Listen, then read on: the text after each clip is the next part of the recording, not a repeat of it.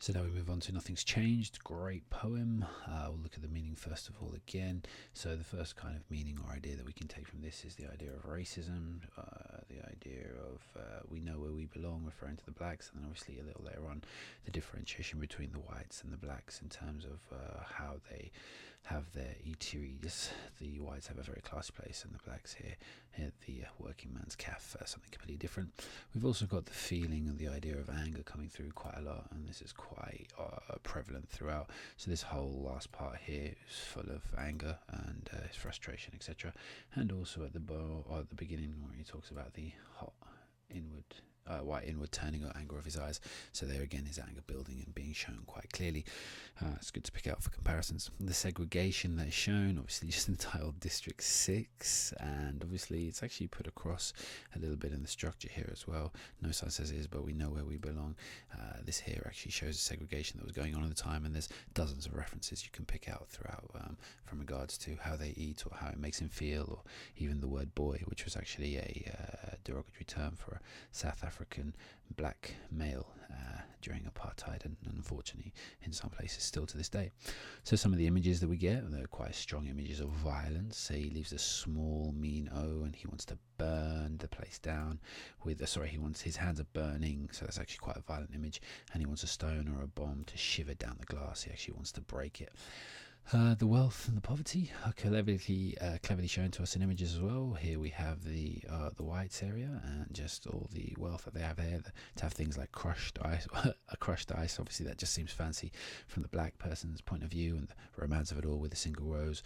Whereas here they have to have plastic tables and they spit on the floor and wipe their fingers in their jeans. This is brilliantly put, especially that last line. It's in the bone. It basically means it's come through generations and generations. The black and white people's lives and images are shown as well. Basically, that's again reference from some of the stuff we've just said. Again, the fanciness and the danger, really. The fanciness and the poverty. And one of the words there it is. There's a guard.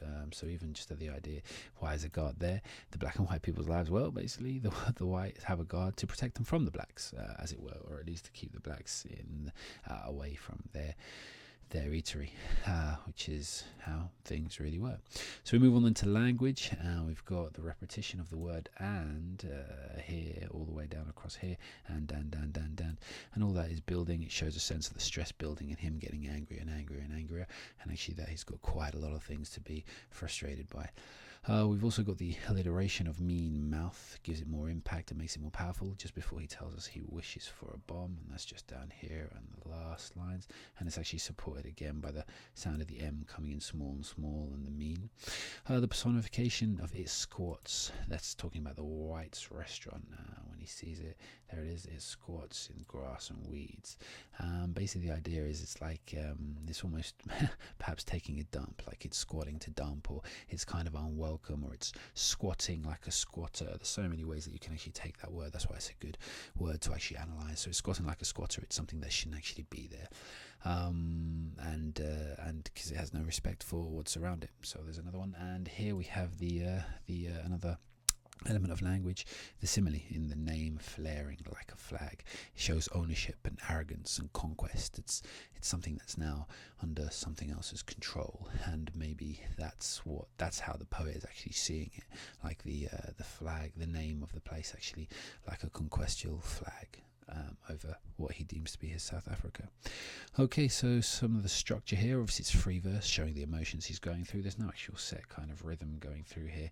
It's actually all different ideas, different line lengths, etc., because he's actually just writing to the passion of what he's actually seeing there.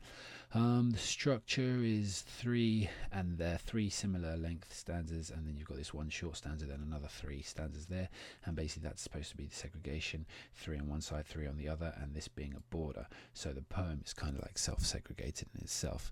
I don't actually think I've got that here in the structure, so please make note of that point. There's also got the cyclical reference, because it starts with the words nothing's changed, and then ends with the words nothing's changed. So basically showing start to finish, maybe much like the writer's life or much like the political situation, all of it's just come full circle to the start again. So it's actually been unhelpful and unfruitful. Nothing really has changed. And also the enjambment here, the enjambment is actually stressing words at the end of the line. So here, for example, and enjambment is actually something that you can mention again and again and again. Here, when it says it squats, it just kind of stops. There's no punctuation there, so that invites us to really concentrate on that word at the end, just kind of emphasizing it. And there's certain words that are emphasized again and again and again through the poem. Again, you take any one of these points, depending on what you're asked about in your exam, and you compare them to whichever poem you were asked to compare them to.